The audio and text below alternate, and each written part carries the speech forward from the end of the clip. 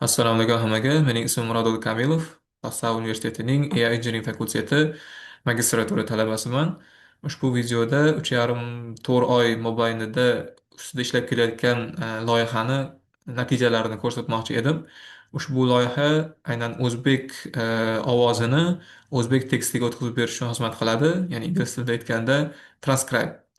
Uh, Slaydlar ingliz tilida, chunki aynan shu slaydlardan, deyarli shu slaydlardan foydalanib, professorlarimizga loyihani ko'rsatib bergan edik. Keyin slaydlarni ingliz tiliga o'tkazib chiqish uchun ozgincha erindim. O'zbek tiliga o'tkazib chiqish uchun erindim ozgincha.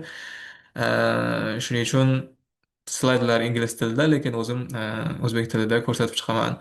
Keyinchalik aynan pastda ko'rib turgan yozuvlar bu ushbu moduldan foydalanib transkrib qilingan. Keyin oxirida xato qanchalik xato darajada ishlayotganini ko'rib chiqishingiz mumkin. E'tibor berishingizni xohlardim. Ya'ni mani ovozim e, bu modulni o'rgatishda hech qachon ishlatilmagan. Va o'zi savol tug'ilishi mumkin. Speech to text modullarini qayerda ishlatiladi o'zi, nimaga kerak degan savol bo'lishi mumkin.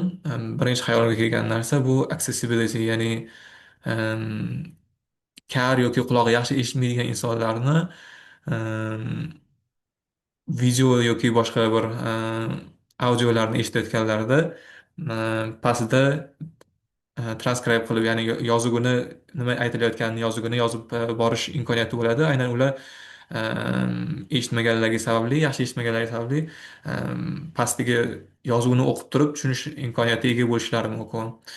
Yoki har xil nima deydi, smart homelarda voice komandalar uchun ishlatilishi mumkin. Chiroqni o'chir, chiroqni yoq.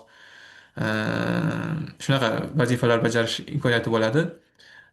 Yana real time translation, bu misol uchun Google Translate'ni ham ochgan bo'lsanglar, o'sha yerda aynan ovoz orqali kiritish imkoniyati bor tekstni, ya'ni ovozni yoqib turasizlar.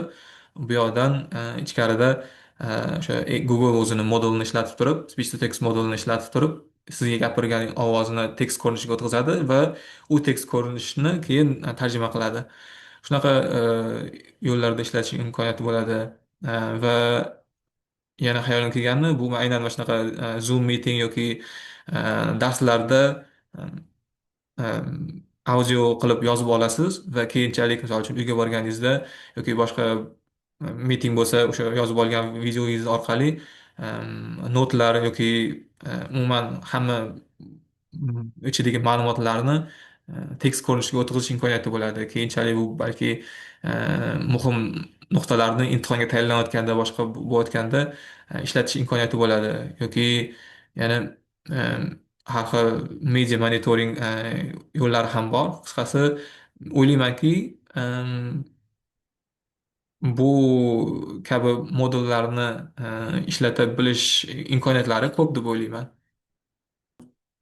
Ushbu loyiha ustida ishlayotganimda ko'p muammolarni kuzatdim. Bulardan asosiylaridan bittasi o'sha 34 million aholi aynan o'zbek tilida birinchi til sifatida ishlatadi statistikaga qaraganda. Va uh, bu til aynan AI sohasida juda sayoz resursga ega til hisoblanadi. Bu gapimga bir yaxshi misol sifatida aynan Whisper, OpenAIning Whisper moduli bor yo'g'i o'zbek tilida 18 minutgina audio data bilan audio data ishlatilib o'rgatilgandi va natija albatta juda yomon. 116% word error rate. Buni hozir ko'ramiz word error rate nimaligini. Solishtirish, shunchaki solishtirish sifatida turk tili 4300 soat audio data ishlatilgan va taxminan 16% word error rate natijasiga erishilgan. Yana solishtirish jihatidan nemis tili 13 ming soat audio data ishlatilgan aynan Whisper Small modulini qurish davomida. 13 ming soat va misol uchun 4300 soat audio oldida 18 minut, bu albatta hech narsa emas. Yana keyingi kuzatgan muammolarimdan asosiylaridan bittasi bu o'sha o'zbek tilida read speech datasetlar ko'pligi va conversational spontaneous speech kamligi.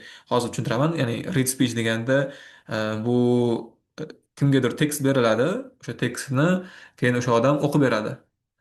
O'qib berilgan audio, yozib olingan o'sha o'qib berilgan audioni keyin o'sha datasetga qo'shiladida. Lekin bundagi datasetlar yaxshi, yaxshi, lekin ko'p odam qatnashishi mumkin. Har xil dialektlarni ko'rsa bo'ladi. Lekin muammolardan bittasi, odatda yozilgandan keyin odatda adabiy tilda yoziladi, formal bo'ladi. Va o'qiyotganda inson, misol uchun, kamroq xato qiladida, yoki to'xtab qolishi, pauza qilishi, boshqa tillarni qo'shib yuborishi, o'z gapini qaytarishi kabi e, muammolar bo'lmaydi. Lekin conversational spontaneous speech, misol uchun intervyulardan, podkastlardan, har xil joylardan odam haqiqatda og'zaki gapirayotganda bu narsa yaqqol farq qiladida. Shu kabi datasetlar kam, lekin read speech datasetlar ko'p. Yetarli deb hisoblayman. Va yana kuzatgan muammolarimdan bittasi bu bor yo'g'i beshtagina ochiq modullarni ko'rdim. Qaysiki yaxshi bir natija ko'rsatgan va ularning deyarli barchasi, o'sha beshta modullarning deyarli barchasi, adashmasam uch to'rttasi chiqarayotganda tekst taxmin qilayotganda hamma teksti kichkina harflarda yozilgan, lekin nima deydi, tinish belgilari bor. Misol uchun tutqi belgisi, nuqta, virgul, u kabi tinish belgilari bor. Lekin agar tekst kichik harflarda, faqat kichik harflarda yozilsa, uni o'qish ham qiyinda.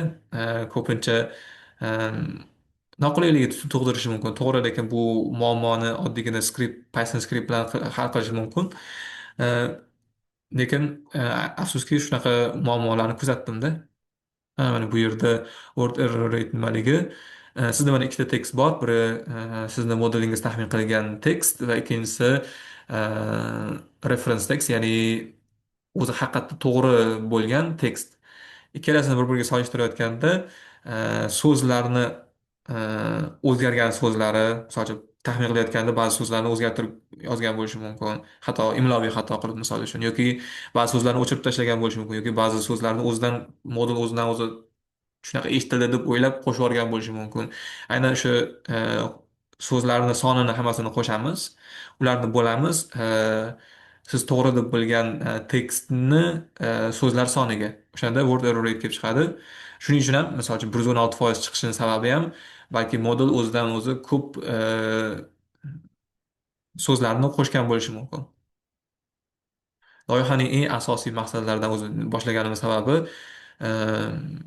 AI sohasida bir kattaroq bir amaliy ish qilib ko'rish va bu ish davomida yangi narsalar o'rganish edi.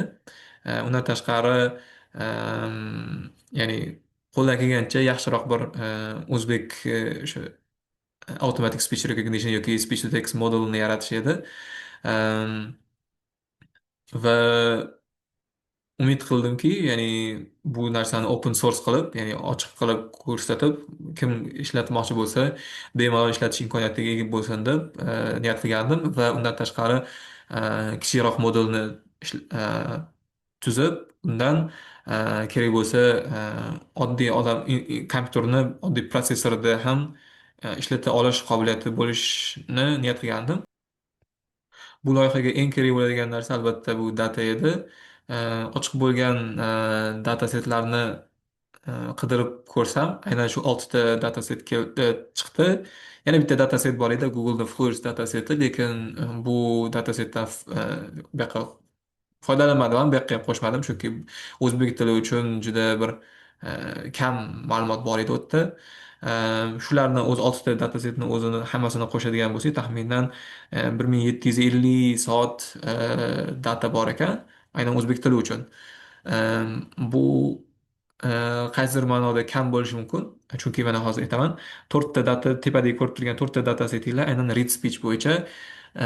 Read speech deganda o'sha boya aytganimdek, insonlarga o'sha tekst bergan, tekstni o'qib berishgan. Aynan o'sha audio sildan foydalanib dataset qurishganda, aytganimdek, bu dataset read speechda insonlar ko'p ham xato qilmaydi. qayta misol uchun o'zini qaytarmaydi, tutilishlar yo'q, boshqa e, tilga o'tib ketish yo'q. Misol uchun rus tilidan bir ikkita so'zlarni qo'shib, ingliz tilidan so'zlar qo'shish yo'q. Va odatda formal yozilgan bo'ladi. Yozilgandan keyin adabiy tilda o'qilinadi. Odatda shu kabi muammolar asosiysi shu read speechda bor, lekin ular ham umuman foydalanish kerak emas degani emas. Albatta, shu datasetlar bor to'rttasi read speech bo'yicha, yana ikkitasi pastdagi ikkitasi conversational, ya'ni haqiqiy og'zaki nutqni ko'rsatib beradigan ikkita dataset bor. Ya'ni o'sha podkastlarda olingan, intervyularda olingan, har xil YouTube videolarda olingan, shu bu haqiqiy o'sha nutqni ko'rsatib bera oladigan datasetlar. Lekin muammosi Gemini 2.5 Pro orqali tekstini generatsiya qilingan. Bu albatta yomon tarafi, Gemini 2.5 Pro ham o'zini xato qiladi transkript qilayotganda. Aynan o'zbek tilida bu o'zbek tilida qilgan xatolarni keyin modulda ishlatadigan bo'lsak, modul ham aynan shu xatolarni o'rganib qolishi mumkinda. Shu kabi muammolari bor. Umumiy olganda har bitta datasetni yaxshi yomon taraflari bor. Shu yerda ko'rib chiqishinglar mumkin. Yana e'tibor berishinglarni xohlagan bo'lardim. Aynan read speech datasetlarimizdan ham 80% taxminan общий qilib olganda taxminan 80% tekshirilmaganda. Tekshirilgan deganda odatda kamida ikkita to'g'ri deb kimdir hisoblaydi. Uni odamlar yozib chiqqandan keyin uni boshqa odamlar tekshiradida. Tekst bilan audio yozilgan audio bir-biriga mos kelyaptimi, hech qanaqa o'qilayotganda xato qilmadimi degandek tekshiriladi. Aynan tekshirilganda taxminan eng kamida ikkita tekshirilgan ovoz bo'lishi kerak, to'g'ri deb bergan va to'g'ri deb bergani e, noto'g'ri deb berganidan ko'p bo'lishi kerak. Albatta ikkitagina ovoz bu juda kam. O'shanda ham 80%imiz 80% data tekshirilmaganda. Hop, yana bu datasetlarni eng ishlatilmagani, man ishlatmaganim, ishlatmaslikka qaror qilganim bu O'zbek Speech Corpus'i. Chunki u yerda e'tibor bergan bo'lsanglar, mana hamma tekstlar kichkina harf bilan yozilgan va tinish belgilari umuman yo'q. E, men maqsadim aynan tinish belgili e, o'sha katta harflarni katta kichikligiga e'tibor beradigan modulni tuzmoqchi edim. Shunday modul tuzish uchun datangiz ham shunday modul bo'lishi kerakda. Shunday tekstda bo'lishi kerakda. Keyingi qadam bu data preprocessing audio uchun edi. Ya'ni audioni modul tezroq o'rgana olishi uchun yordam berish uchun audiolarni muvofiqlashtirish, misol uchun o'sha sampling rate bir xil bo'lishi yoki har xil background shovqin, juda misol uchun katta background shovqinlarni kesish yoki uzoq bo'lgan pauzalarni yo'qotish. Misol uchun mana 1-3 sekund uzoq pauza bo'lsa o'shani qisqartirish yoki audioni ovoz darajasini juda baland bo'lsa pasaytirish, juda past bo'lsa sal ko'tarish, shunaqangi e, sodda bir muvofiqlashtirishlar, audio muvofiqlashtirishlarni ishlatdim. Keyingi muvofiqlashtirgan narsa bu albatta tekst, chunki aytganimdek o'sha datasetlarda audio bor va unga muvofiq bo'lgan teksti bor. O'sha tekst audioni endi to'g'irladik, muvofiqlashtirdik qo'ldan kelgancha. Endi tekstni muvofiqlashtirish o'sha mana o'sha qilgan barcha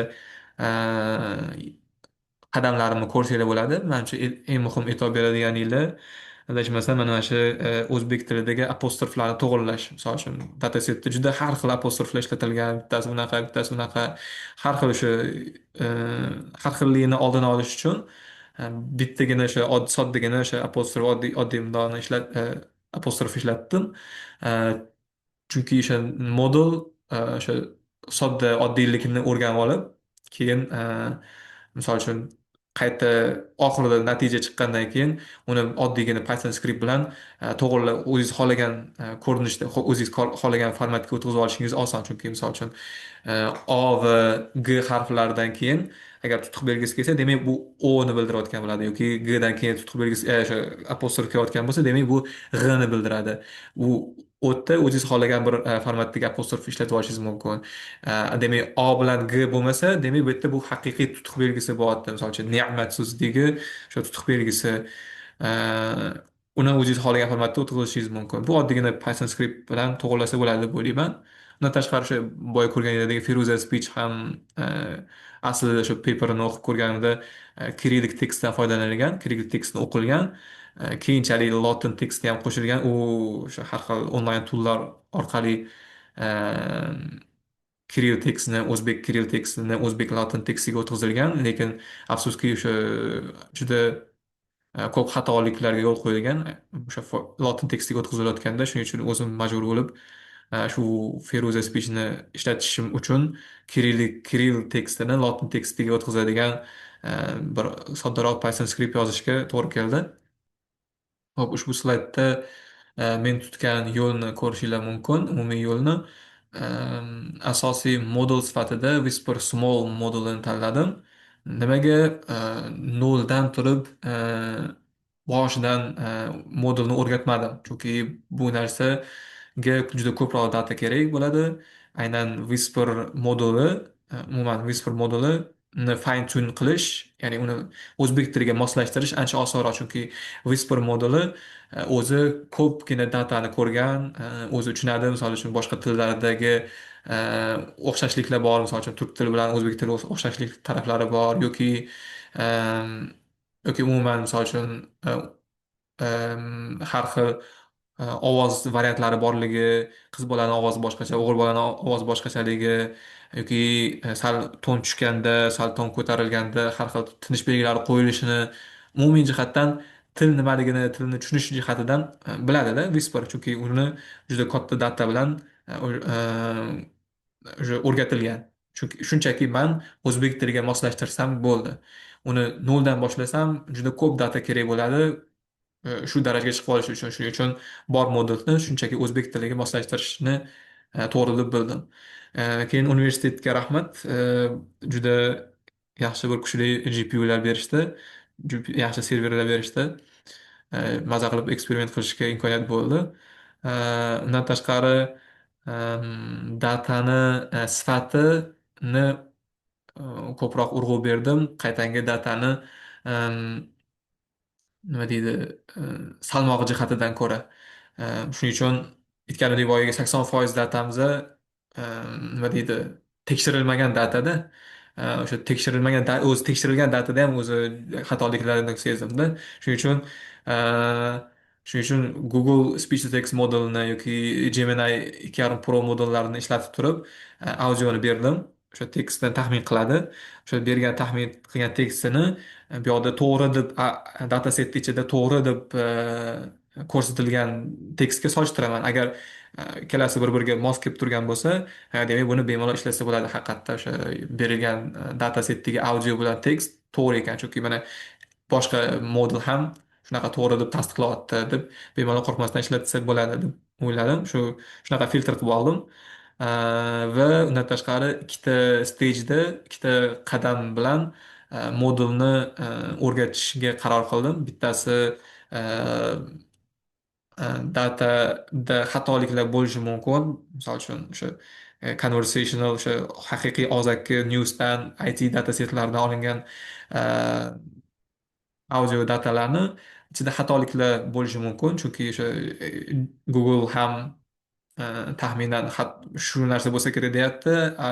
Gemini o'zligi, Gemini bergan Proda ham shunday ma'lumotlar bor. Ichida muvofiqlik juda yuqori bo'lmasligi mumkin. Bir-biriga muvofiqlik juda yuqori bo'lmasa ham ishlataverdim. Misol uchun 20% dan kam bo'lsa, bo'ldi, mayli ishlataver degandek qaror qabul qildim. Ya'ni maqsad ko'proq datani ko'rib olish boshida, mayli xato kamchiliklar bo'lsa ham. Keyin ikkinchida augmentation yo'q, ya'ni audioni har xil ko'rinishni o'zgartirish, misol uchun tonini o'zgartirish ozgincha yoki tezligini tezlashtirish yoki sekinlashtirish, shunaqangi augmentationlar yo'q bo'lmadi birinchisida. Ikkinchi qadamda keyin endi tozaroq datani berishni boshladim. Misol uchun 6% dan kam bo'lgan datani ishlatibgina va unda ham ishlatayotganda augmentation, ya'ni oldingi ko'rgan datam bo'lsa, o'sha oldingi ko'rgan to'g'ri datamni augment qildim, ya'ni o'zgartirdim. O'sha tezligini ozgincha tezlashtirdim, birov bir xil tezlikda berib ko'rdim. Misol uchun 0.9 tezlikda berib ko'rdim, tonini o'zgartirib ko'rdim. Har xil o'sha augmentation larni ishlatdim ikkinchi qadamda. Endi eng muhimi validation va test setlarimda aytganimdek conversation, ana shu haqiqiy og'zaki IT va news data setlari haqiqiy og'zaki data setlar va ular Gemini 2.5 Pro dan foydalanib tekstni tuzilganda. Lekin validation va test setlarim uchun alohida o'zim qo'lda tekshirib chiqdim, haqiqiy to'g'rimi noto'g'rimi, o'sha aynan o'sha qo'lda tekshirib chiqqanimni keyin o'sha validation va test setlarida ishlatdim, haqiqiy bir modulimni natijasini ko'rish uchun. Endi tekshirayotganda albatta subyektiv bo'lishi mumkin, ba'zi joylarda o'zi shu narsa to'g'ri deb bilgan bo'lishi mumkin. Aslida nima deydi, modul boshqacha narsa ham to'g'ri sifatida, kim boshqani fikrida boshqa narsa ham to'g'ri bo'lishi mumkin. Misol uchun Shevada gapirilgan narsani haqiqiy Shevada Google Gemini Shevada yozyapti. Misol uchun man yozyapti, lekin men deb yozishga qaror qildim. Shunaqa har xil subyektiv fikrlar aralashgan bo'lishi mumkin.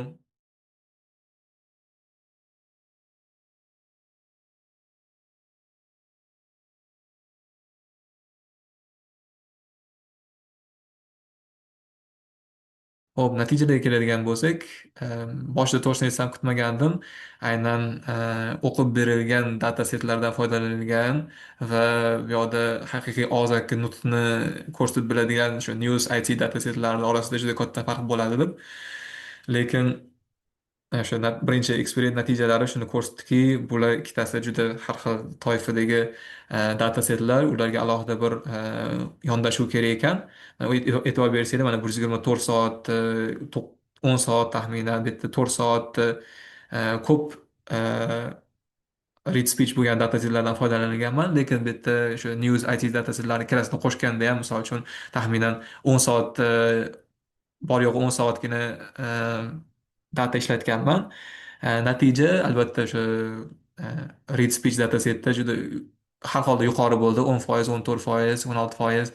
Lekin bu yoqda og'zaki nutqda news va IT data setlarida shu 30%, 22,5% natijalar bo'ldi. Ya'ni ikkalasida orasida juda katta farq bor ekan. Shuni bilganimdan keyin boshqa eksperiment qildim, ya'ni ikkinchi eksperiment qildim. Bu yerda o'sha nut o'qib berilgan data setlari va haqiqiy og'zaki nutqni ko'rsatib beradigan data setlarini taxminan bir xil maromda ishlatishga harakat qildim. Bu yoqda misol uchun 50%, bu yoqda misol uchun 60%, 40% data setlari shunaqa bo'lingandi.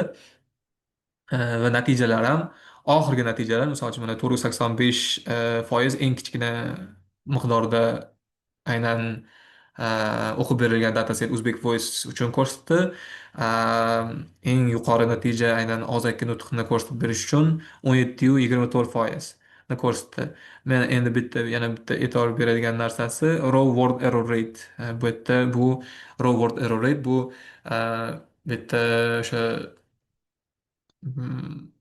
harflarni katta kichikligiga e'tibor beriladi. Tinish belgilari bor yo'qligiga e'tibor beriladi. Sonlarni o'sha raqam ko'rinishida yozilganmi yoki so'z ko'rinishida yozilganmi, o'shalar hamma narsaga e'tibor beradi. Word error rate, oddiy word error rate, standard word error rate bunaqa narsalarga e'tibor bermaydi. Men o'sha aynan raw word error rateni ham natijalarni ko'rsatishga qaror qildim, chunki o'sha aytganimdek mani maqsadim aynan o'sha e, katta harflarni katta kichikligiga e'tibor beradigan, tinish belgilarini to'g'ri qo'ya oladigan, sonlarni o'sha to'g'ri formatda yoza oladigan bir modul qilmoqchi bo'ldimda. Shuning uchun row word error rate ham men uchun muhim edi. Hop, bu tayyor modulni keyin boshqa ochiq bo'lgan modullarga solishtirib ko'rishni qaror qabul qildim. Lekin aslida to'g'ridan to'g'ri solishtirib ko'rish ham menimcha ko'p ham to'g'ri bo'lmasligi mumkin, chunki mana o'zinglar ko'rib turganinglardek modulni hajmi ham small, ba'zilarida small, ba'zilarida medium ishlatilgan. Undan tashqari man boya aytib o'tganimdek news va IT datasetlari uchun man o'zim tekshirib chiqaman qo'l bola. Aynan shu qo'l bola tekshirayotganda ba'zi subyektiv qarorlarim bo'lishi mumkin. Yana undan tashqari man ishlatayotgan IT man ishlatayotgan misol uchun test va validation setlarim boshqa modullarda treyning qismida ishlatib yuborilgan bo'lishi mumkin. Yoki undan tashqari ba'zi modullar tekstni muvofiqlashtirayotgan paytda boshqa qarorlarni qabul qilgan bo'lishi mumkin. Man misol uchun o'zbek tilini apostrofni bir xil ko'rinishga olib kelgan bo'lsam, ba'zilar o'sha o'zini ko'rinishida qoldirgan. Shu va shu boshqa kabi nima deydi, o'zgarishlarni qo'ldan kelganlarini hisobga oldim. Qo'ldan kelmaganlarni shunchaki o'sha umumiy ko'rinishni solishtirishni ko'rish uchun baribir boshqa modullarga solishtirib ko'rishga qaror qabul qildim. Mana ko'rib turganinglardek barcha modullar aynan Whisper moduliga asoslangan. Barcha o'zbek tilida yaxshi natija ko'rsatayotgan speech to text modullari aynan Whisper moduliga asoslangan. Va mana boshida ko'rib turibsizlar, Whisper'ni small asos moduli 116, taxminan 116% word error rate'ni ko'rsatyapti. Eslatib o'taman, o'sha word error rate bu qancha kichkina bo'lsa, shuncha yaxshi. Hamma datasetlarda yaxshi natija ko'rsatayotgan modul bu Kotib Uzbek Speech to Text moduli. Hajmi jihatidan men tanlagan moduldan ko'ra kattaroq. Bu ham sabab bo'lgan bo'lishi mumkin. Natijalari mana shu 3%, 5%, 12,5%, 880%. Bu barcha datasetlarda ko'ra standart word error rate bo'yicha juda yuqori. Lekin e'tibor berishni xohlardim. Barcha modullar, open source modullar ko'rib turganinglardek raw word error rate'da juda past, juda yuqori natija, juda nima deydi, yomon natijalarni ko'rsatyapti. Standart word error rate'dan juda katta farq qilyapti. Boshqa misol uchun Kotib modulida ham juda bir-biridan farq qilyapti. Ya'ni bunga asosiy sabablardan bittasi boya aytib o'tganimdek, bular ko'pincha tekstni chiqarayotganda aynan kichkina harflardan foydalanyapti. Faqatgina kichkina harflardan foydalanyapti. Tinish belgilari bo'lishi mumkin, lekin hammasi kichkina harflardan foydalanyapti. Kichkina harflardan foydalangandan keyin ba'zida ko'pincha o'qishga qiyin bo'lishi mumkin. Lekin bizni modulimizda barcha datasetlarda raw word error rate juda past. Bu yaxshi natija va standart word error ratedan uncha katta ham farq qilmayapti. 3%, 5% taxminan. Va yana o'sha raw word error rate eslatib o'taman. Harflarni katta yoki kichkinligiga e'tibor beradi, tinish belgilari bor yo'qligiga e'tibor beradi, to'g'ri qo'yilganligiga e'tibor beradi, sonlarni to'g'ri formatda yozilganligiga e'tibor beradi. Hammasini hisobga olib turib raw word error rate'ni natijasini chiqaradi. Bu bilan bizni modulimiz hammasidan yaxshi demoqchi emasman. Shunchaki ba'zi tekshirilmagan natijalarni ham hisobga olish kerak. Barcha bu natijalar hamma joyda ham shu natijalarga erishadi degani emas. Chunki o'sha datasetimiz juda chegaralanganda, misol uchun soha jihatida medical sohalarga kirmagan bo'lishi mumkin, boshqa misol uchun har xil huquq sohalariga, misol uchun sudda bo'lgan har xil terminlarga e'tibor bermasligi mumkin, juda past natijalar ko'rsatishi mumkin, yoki har xil boshqa muhitlarda ovoz olingan bo'lishi mumkin. Misol uchun mana katta auditoriyalarda sal yomon natija ko'rsatishi mumkin. Unaqa Zoom mitinglarda yomon natijalar ko'rsatishi mumkin. Ular tekshirilmagan, chunki datalarimiz aynan bu sohalarga kirib bormagan, unaqa datalarimiz yo'q. Shuning uchun hamma joyda ham shu natijalarni ko'rsata oladi deb deyishdan yiroqmiz. Bundan tashqari yana kamchiliklardan bittasi bu o'sha Google'ni ishlatish shartlari, terms of condition deydi, o'sha shartlarga muvofiq ishlamaganim.